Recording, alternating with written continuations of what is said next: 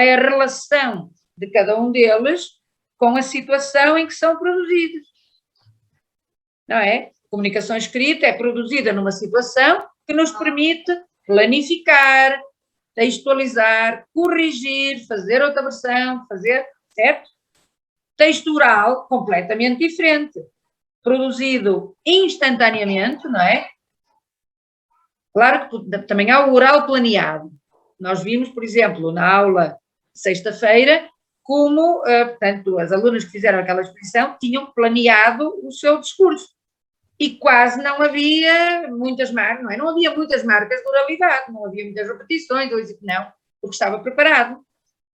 Pode haver um oral preparado. Mas o oral espontâneo tem muitas marcas de suspensões, hesitações, elipses, não é?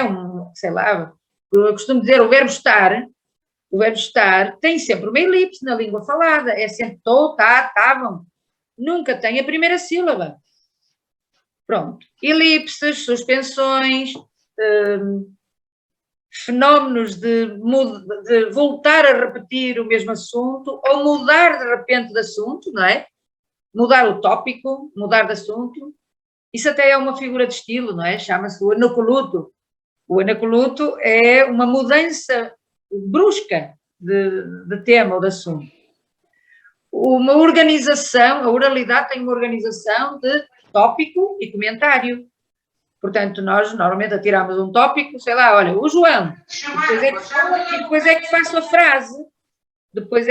frase, que é o João, ele é um aluno muito interessado no assunto, certo? Só aí é que faço o esquema da oralidade é de lançar um tópico e depois é que damos o comentário e a informação relevante. Pronto. Este é de certeza um tema que vai lá estar para escolher. A relação da comunicação escrita ou oral com a situação concreta de comunicação. E eu também disse, pode lá estar um texto ou não. Não é?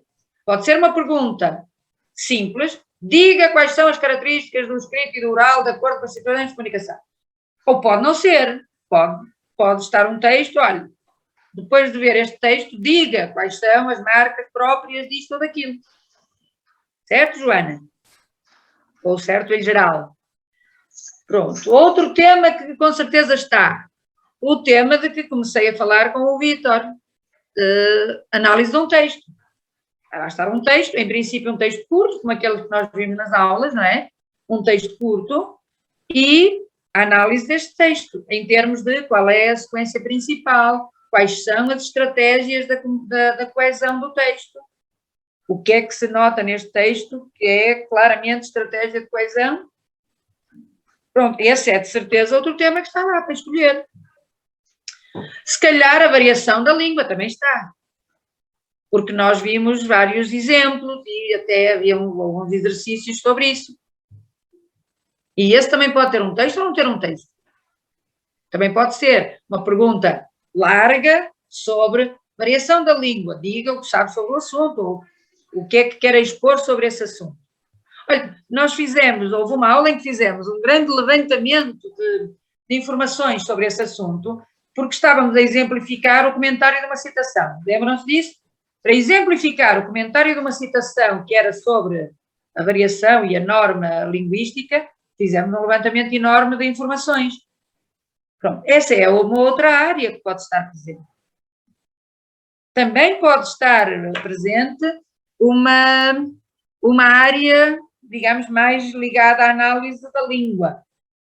Por exemplo, os tipos de verbos, porque é que o verbo é tão importante. Numa língua como o português, este é quase universal, é quase um traço universal. Quase não há línguas sem ter, portanto, uma forma que é o predicado. Quase não há. Portanto, é uma parte muito importante da frase, da oração e do enunciado, não é? O verbo. E há tipos diferentes de verbos e como é que eles se comportam e porquê é que é tão importante? Porque é central nos enunciados. Quando eu tenho um verbo, eu já sei quantos elementos é que ele convoca, não é? E se ele for intransitivo, só tem sujeito. Se ele for transitivo, tem sujeito e objeto. Se for, sei lá, qual é o exemplo que eu dou? Se é o verbo dar, aí tem que ter sempre um sujeito, um objeto e um beneficiário dessa ação de dar, não é? Pronto, e este é outro tema possível. Portanto, a construção dos enunciados, os elementos que estão presentes, as exigências ou restrições que os verbos têm, porque também vimos isso. Não dizem só tem que ter um sujeito e um objeto, também, às vezes, selecionam qual é o tipo de sujeito que tem que ter, ou o tipo de objeto que tem que ter.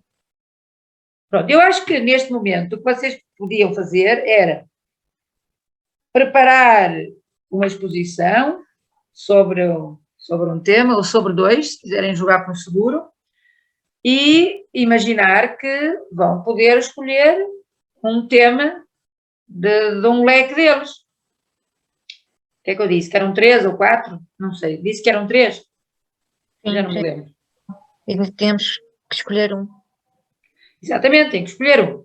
E este ano, pela primeira vez, ninguém vai responder a mais de uma pergunta no primeiro grupo. E se ninguém responder a mais de uma pergunta, eu garanto-lhes que é a primeira vez. Todos os anos tem acontecido.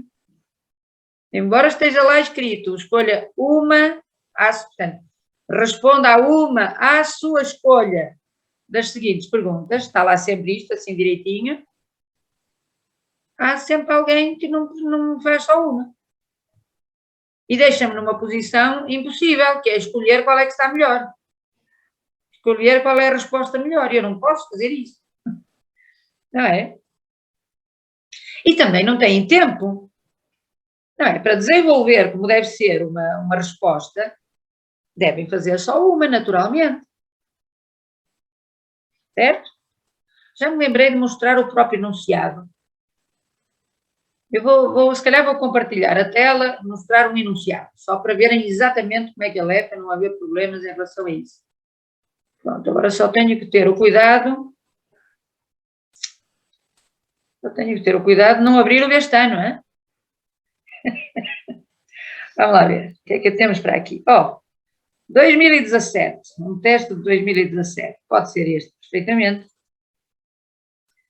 Não sei, não estou a compartilhar, pois não? Ou estou? Já nem sei. Não está. Não estava a compartilhar ou estou? Não. Não? Então, Não. pronto, aqui está um. Lindíssimo. Exame de recurso.